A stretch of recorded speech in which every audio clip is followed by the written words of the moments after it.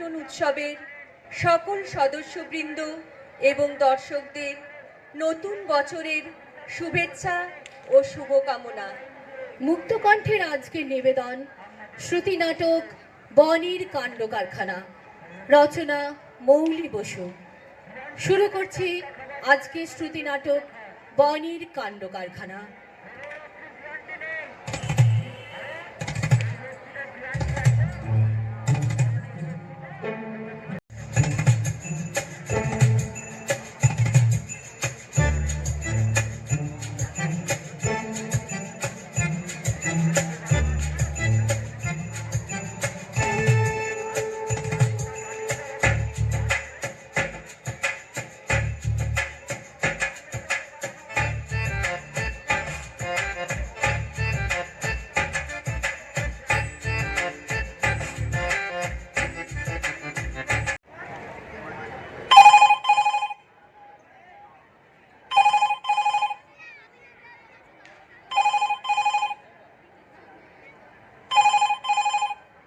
Hello hello, কে বলছেন? বুঝকি বলছিস? আমি মিলি বৌদি বলছি রে। হ্যাঁ হ্যাঁ, বলো, কি খবর গো তোমাদের? কি আর বলবো, খুব মুশকিলে পড়েছি রে, সেই জন্যই তোকে ফোনটা করলাম। উফ, তোমাদের তো মুশকিল লেগেই আছে। তা আবার কি হলো নতুন করে? শোন না, এবার একটা কুকুর ঘটিত ব্যাপার, বুঝলি? হ্যাঁ, সে কি? হ্যাঁ রে। আচ্ছা বুঝকি, তুই বন্দনা রায় বলে কাউকে চিনিস? বন্দনা রায়, বন্দনা রায়, হ্যাঁ হ্যাঁ বৌদি, মনে পড়েছে। মিষ্টিদি, মানে আমার পিস্তত দিদির ছোটবেলার বন্ধু। হ্যাঁ, অনেক দিন থেকেই তো চিনি বন্দনাদিকে। তা তার কথা হঠাৎ? দেখলি, আমার ঠিক মনে হয়েছে তুই চিনবি। যাকে শোন, তারা রিসেন্টলি আমার বাড়ির উল্টো দিকে উঠে এসেছে একটা কুকুর নিয়ে। আচ্ছা, তা তোকে একবার ওদের বাড়ি যেতে হবে। হ্যাঁ হ্যাঁ, বন্দনাদির তো চিরকাল খুব কুকুরের শখ, জানি তো। কিন্তু আমায় কেন হঠাৎ তাদের বাড়ি যেতে হবে বৌদি, এটা তো বুঝলাম না। বলছি শোন, জানিস কুকুরটা তো খুব মিষ্টি আর তুলোর মতো সাদা, কিন্তু আমার শাশুড়ি মা, তিনি যে কুকুর দু চোখে দেখতে পারে না, তাই তো তুই জানিস। মাসিমার কুকুর ভীতি আর তোমার কন্যার কুকুর প্রীতি, কোনোটাই আমার অজানা নয় বৌদি। ভালো বলেছিস তুই। প্রশান্ত দারও তো কুকুরে অ্যালার্জি, তাই মেয়ের বায়না সত্ত্বেও কোনোদিন কুকুর বুঝতে পারোনি। হ্যাঁ রে, শোন না, তা এখন কি হয়েছে শোন। কুকুরটা তো এসেই আমার বাড়ির একেবারে সামনে অপকর্ম করেছে। এ বাবা! আর আমার শাশুড়ি মা খেপে গিয়ে ওই মহিলা আর তার কুকুরের 14 পুরুষ উদ্ধার করে ছাড়ছেন। সর্বনাশ! তা বন্দনাদি কি বলল গো? তিনিও খেপে লাল, কিছুতেই স্বীকার করছে না যে এটা বনির কাজ। তেরে গালাগাল করছে সেও।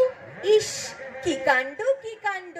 কিন্তু তা যদি বলো, সত্যি তো, তোমরা যদি নিজের চোখে না দেখে থাকো, আফটার অল ট্রেন জগদের কোনো রাস্তার কুকুরেরও তো কাজ হতে পারে ওটা।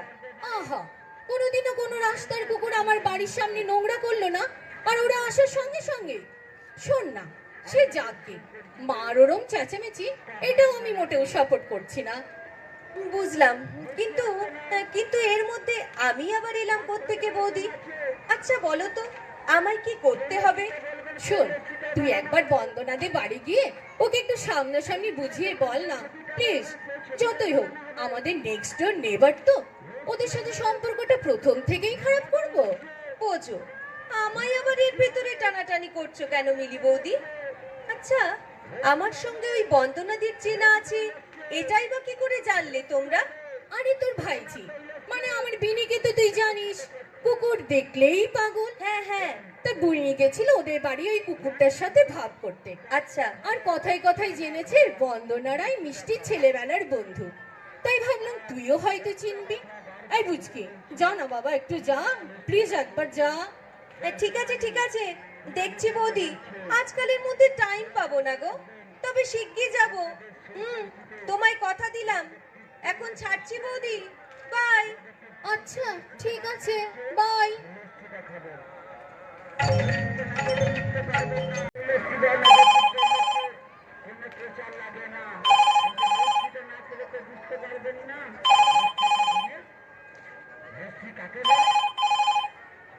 হ্যালো মিলি বৌদি, হ্যাঁ বুঝকি বলছি গো।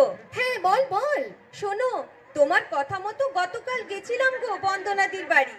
ও মা, আর আমাদের বাড়ি এলি না? প্লিজ রাগ করো না গো, ফেরার সময় তোমার ওখানে হয়ে আসারই প্ল্যান ছিল জানো তো, কিন্তু ওদের বাড়িতে এতটা দেরি হয়ে গেল না, আর আমারও আরেক জায়গায় যাওয়ার তাড়া ছিল। আচ্ছা ঠিক আছে, এখন শিগগির বল, ওখানে কি বললো? বলছি, আমাকে তো বেশ সাদরেই বসালেন বন্দনাদি ওদের বসার ঘরে। আচ্ছা, এ কথা সে কথা, পুরনো দিনের গল্প কত কি হলো। আর কুকুর? আরে বাবা বলছি তো, শোনোই না। প্রথমে তো কোনো কুকুরের দেখা নেই, আর আমিও তখন কোনো কথা তুলিনি। তারপর বন্দনাদি চা আর খাবার দাবার আনতে গেল, আমিও উঠে দাঁড়ালাম বন্দনাদিকে একটু হেল্প করব বলে। হ্যাঁ, ব্যাস, পেছন থেকে একটা তুষার ঝড়ের মতো কি যেন লাফিয়ে পড়লো আমার ঘাড়ে। তারপর? চা পাতা সব ঝনঝনিয়ে পড়ে গেল, আর আমিও সেই সঙ্গে পড়ে গেলাম তালগোল পাকিয়ে। ও মা, কি কাণ্ড রে! তারপর তারপর? বন্দনাদির তো কোনো তাপ উত্তাপ নেই জানো, হাসি হাসি মুখে তখন কাজের মেয়েটিকে ডেকে সব পরিষ্কার করতে বললেন। ও মা, সে কি রে, তুই পড়ে গেলি আর তোকে তুললোও না? তুলবে কি, তার বনি তো আমায় চেটেই যাচ্ছে তখন, আর বন্দনাদি মিষ্টি মিষ্টি করে বলে যাচ্ছেন ও কিচ্ছু করবে না, ভারী লক্ষ্মী আমাদের বনি সোনা, ও শুধু তোমার সঙ্গে একটু ভাব করতে চাইছে, রক্ষে করো। ভাবটা তখন আমার মাথায়, বনি সোনা তো ততক্ষণে চেটে চেটে আমার আর কিচ্ছু রাখেনি। ভাগ্যিস সেই সময় বনির ট্রেনার এসে পড়লো, আর ওকে নিয়ে চলে গেল অন্য ঘরে। বলিস কি, ট্রেনার? ট্রেনার আসে এই কুকুরের জন্যে? হ্যাঁ, ট্রেনার আসে বই কি, রোজ নিয়ম করে। ও, খানিক বাদে তার সঙ্গে তো বেড়াতে বার হলো বন্দনাদির বনি সোনা। বিশ্বাস করবে না মিলি বৌদি, কি সাজগো তার, চার পায়ে চারটে মোজা পরা, ইটালিয়ান অলিভ অয়েল মেখে লোম থেকে আলো ঠিকরে পড়ছে। আচ্ছা, গটগট গটগট করে বেরিয়ে গেল, কোনো দিকে না তাকিয়ে।